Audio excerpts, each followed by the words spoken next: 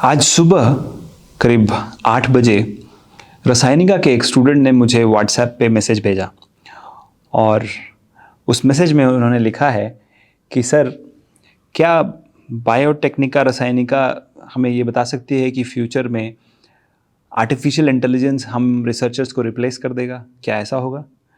तो मैंने उनको रिप्लाई किया कि ठीक है, इस पर मैं ज़रूर एक वीडियो बना के आप सभी को इस बारे में बताऊंगा कि क्या होगा और मेरा क्या मानना है, क्योंकि मैं टेक्नोलॉजी के हमेशा फोर फ्रंट पर रहता हूँ। क्या हो रहा है दुनिया में वो अपडेट्स में लेता रहता हूँ, बिकॉज ऑब्वियसली बायोटेक्निका रसायनिका पर वो न्यूज़ आती रहती है, लोग मुझे बताते रहते हैं।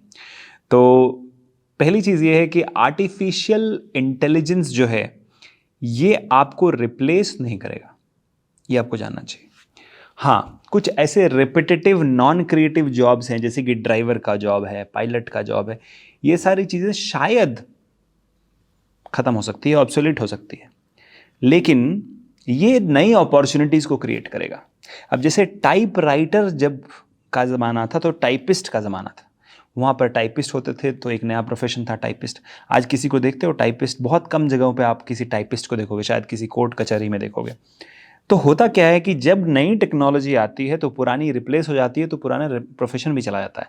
लेकिन जब आप एक रिसर्चर, एक साइंटिस्ट बनते हो और किसी लैब में रिसर्च करते हो, तो आपको ये टेक्नोलॉजीज हेल्प करेगी, क्योंकि आप टेक्नोलॉजी के फोर फ्रंट पे होगे, कुछ नया डिस्कवर करने की कोशिश कर रहे हो। तो ये जो आर्टिफिशियल इंटेलिजेंस होगा, मशीन लर्निंग होगा, एल्गोरिदम होगा, ये आपको मदद करेगा, ये आपको रिप्लेस नहीं करेगा। ठीक है, अब आते हैं अगली चीज़ पे कि ये तो होगा फ्यूचर में, हमें पता है, लेकिन फ्यूचर में आप अपना मार्केट पुल कैसे क्रिएट करोगे? मतलब कि आप सीवी डालोगे मार्केट में और 10 कंपनियां खड़ी हो जाएंगी कि भाई मुझे आपका मतलब आप हमारे यहाँ जॉब करो, आप हमारे यहाँ जॉब करो। ऐसा मार्केट पुल कैसे क्रिएट किया जाए?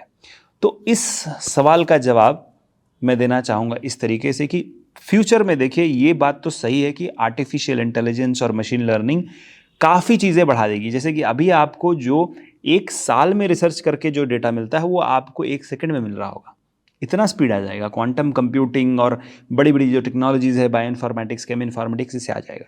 लेकिन इसके बाद का जो ज़माना होगा जहाँ पर कि ऑटोमेटिक टूल्स आ जाएगी, वहाँ पे जो आज आप सीख रहे हो, आपकी यूनिवर्सिटीज़ सिखा रही हैं, वो आपको इक्विप नहीं करेगा। मतलब वो आउटडेटेड सिलेबस आपको आगे बढ़ने नहीं देगा। ठीक है, एक और कहानी बताता हूँ, मुझे याद आ रहा है इस वक्त।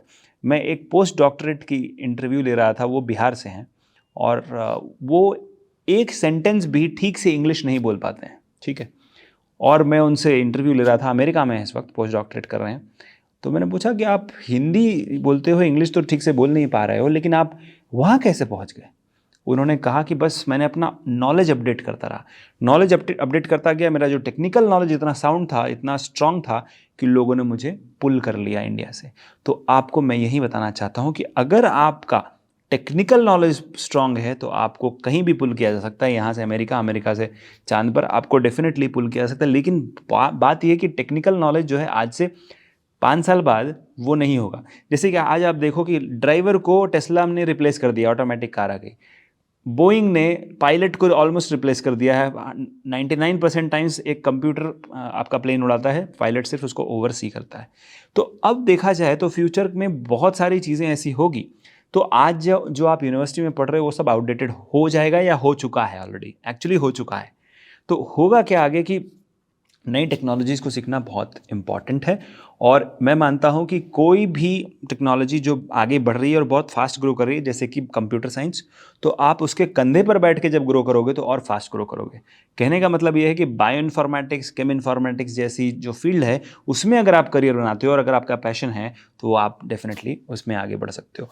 और इसीलिए बायोटेक्निका और रसायनिका पहली बार हमारे प्लेटफॉर्म पर एक ऐसा इंटर्नशिप लेके आ रहे हैं जिसमें एग्जैक्टली ये फ्यूचर प्रूफ टेक्नोलॉजी को हम आपको सिखाएंगे।